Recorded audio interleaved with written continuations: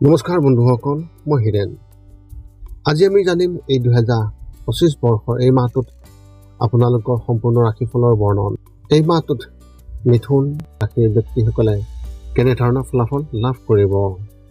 প্ৰথমে মোৰ চেনেলটো আপোনালোকে ছাবস্ক্ৰাইব কৰি ল'ব, যাতে মোৰ পিছৰ ভিডিঅ'বিলাক আপোনালোকে সহজে লাভ কৰিব পাৰে। লগতে মোৰ ভিডিঅ' যদি ভাল লাগে তেন্তে লাইক আৰু শ্বেয়াৰ কৰিব, কমেণ্ট কৰি আপোনালোকৰ মনোভাৱ প্ৰকাশ কৰিব। এতিয়া আহোঁ মূল বিষয়লৈ। আজি আমি জানিম এই 2025 বৰ্ষৰ এই মাহটোত সম্পূৰ্ণ ৰাশিফলৰ বৰ্ণন। আমাৰ সকলোৰে মনত এটা কৌতূহল আছে যে আগন্তুক মাহটো আমাৰ বাবে কেনেকুৱা হ'ব। বহু ধৰণৰ প্ৰশ্ন আমাৰ মনত উদয় হয়, যেনে ব্যৱসায় বা চাকৰিৰ ক্ষেত্ৰত অগ্ৰগতি হ'বনে নহয়, বা কিবা নতুন প্ৰত্যাহ্বানৰ সন্মুখীন হ'বলগীয়া হ'ব নেকি, এনেধৰণৰ বহুতো প্ৰশ্ন। সেয়েহে আপোনালোকক এই ভিডিঅ'টোৰ জৰিয়তে ৰাশি আৰু ৰাশিফলৰ ওপৰত ভিত্তি কৰি ৰাশিফলৰ ওপৰত বিভিন্ন গ্ৰহ আৰু নক্ষত্ৰমণ্ডলৰ প্ৰভাৱ আৰু গতিবিধিৰ বিষয়ে অধ্যয়ন কৰিছোঁ।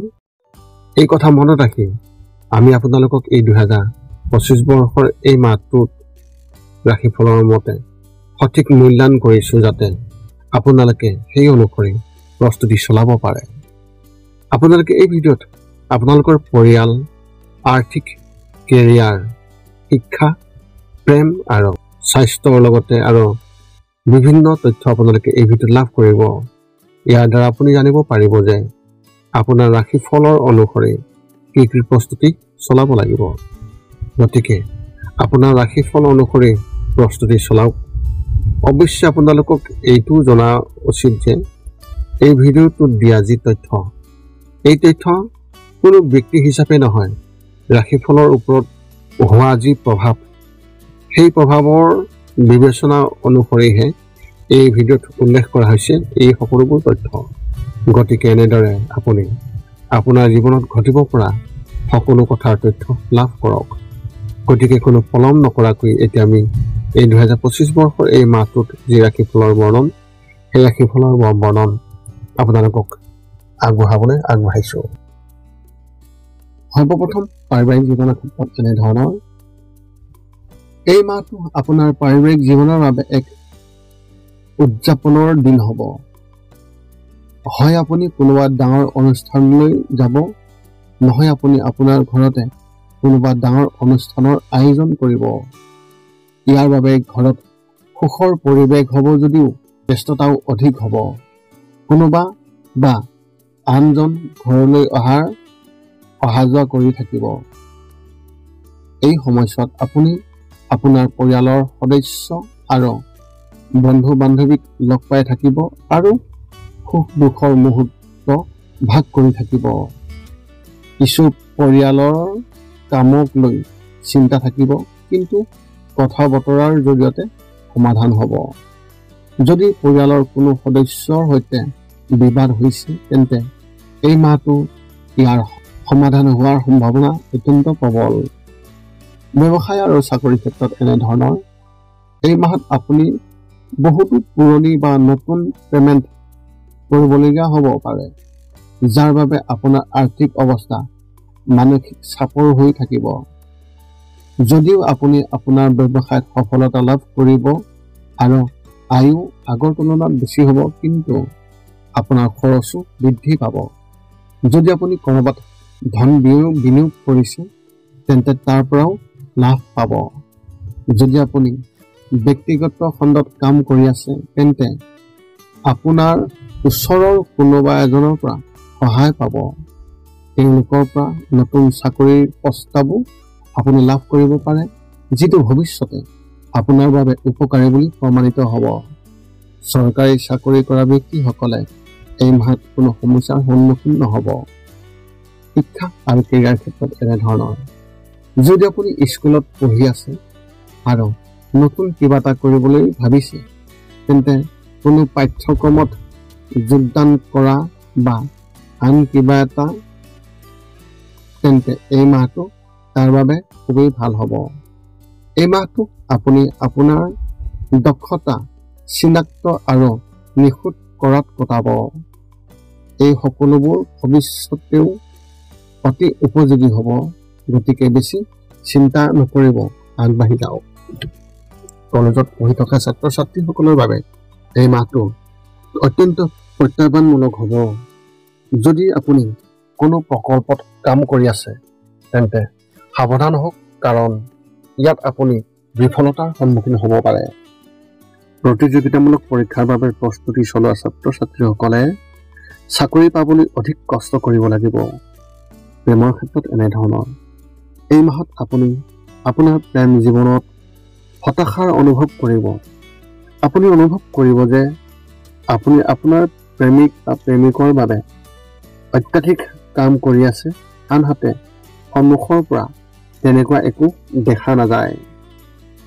ইয়াৰ বাবেও মনত এটা নিশ্চয়তাৰ অনুভূতিৰ সৃষ্টি হ'ব পাৰে। এনে পৰিস্থিতিত যদি আপুনি তেওঁলোকৰ লগত মুকলিকৈ কথা পাতে তেতিয়া পৰিস্থিতি উন্নত হ'ব।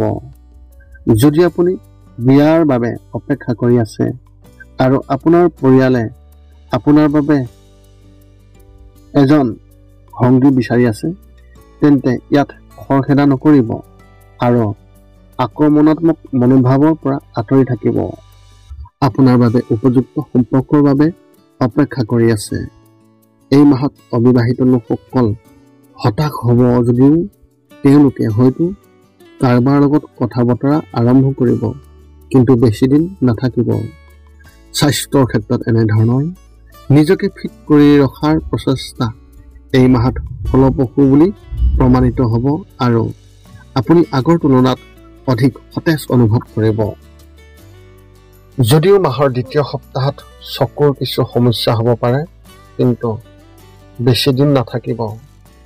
যদি আপুনি বেছি গৰম অনুভৱ কৰে তেন্তে ঠাণ্ডা বস্তু সেৱন কৰক আৰু যিমান পাৰে সিমান ফলৰ ৰস খাবলৈ চেষ্টা কৰক। মানসিক ভাগৰ হ'ব, কিন্তু সঠিকভাৱে চম্ভালি ল'ব। কিছুদিনলৈ অস্থিৰতাৰ পৰিস্থিতি অব্যাহত থাকিব। কম টোপনিৰ সমস্যায়ো মাহৰ মাজভাগত আপোনাক আমনি কৰিব। এনে পৰিস্থিতিত সংযমেৰে কাম কৰাৰ অভ্যাস গঢ়ি তোলক আৰু সকলোৰে লগত মধুৰ আচৰণ কৰি থাকিব। আপোনাৰ এই মাহত শুভ সংখ্যা হিচাপে 8 আৰু শুভ ৰং হিচাপে আপুনি এই মাহত বাদামী ৰং ব্যৱহাৰ কৰিব পাৰে। মিথুন ৰাশি ব্যক্তিসকলৰ বাবে এক বিশেষ তথ্য। আপোনাৰ ঘৰত কাম বেছি হ'ব, যাৰ বাবে কিছুদিন খিংখিঙীয়া হৈ থাকিব পাৰে। এনে পৰিস্থিতিত আপুনি এনেকুৱা এটা কথা ক'ব যাৰ বাবে সকলোৱে হয়তো আপোনাক বেয়া অনুভৱ কৰিব। গতিকে কথাবোৰ যাতে বেয়া নহয় তাৰ বাবে আগতীয়াকৈ ইয়াৰ যত্ন লওক। এতিয়া আপুনি সকলো তথ্য লাভ কৰাৰ পিছত এই 5টা কাম কৰিবলৈ আপুনি যিমান পাৰে চেষ্টা কৰক। সৰ্বপ্ৰথমটো হৈছে আপুনি আপোনাৰ শৰীৰটো সুস্থ কৰি ৰাখিবলৈ দৈনিক যোগাসন কৰক, য'ত মূলতঃ 10 মিনিটৰ বাবে ওমকাৰ মন্ত্ৰ, 10 মিনিটৰ বাবে কপালভাতি আৰু 10 মিনিটৰ বাবে অনুলোম বিলোম। ইয়াৰ লগে লগে আপোনাৰ শাৰীৰিক আৰু মানসিক স্বাস্থ্য একেবাৰে নিখুঁত হৈ থাকিব। 2 নম্বৰটো হৈছে ৰাতি শোৱাৰ আগতে নিস্তব্ধ আৰু নিৰ্জন ঠাইত 10 পৰা 20 মিনিট ধ্যান কৰিব লাগে। ইয়াৰ দ্বাৰা 2টা উপকাৰ পোৱা যায়। এটা হ'ল আপুনি ভাল টোপনি পাব আৰু দ্বিতীয়টো হৈছে পিছদিনা আপুনি সতেজ অনুভৱ কৰিব। ধ্যান কৰি থাকোঁতে মধ্যমীয়া শব্দৰ শান্ত সংগীতো আপুনি শুনিব পাৰে।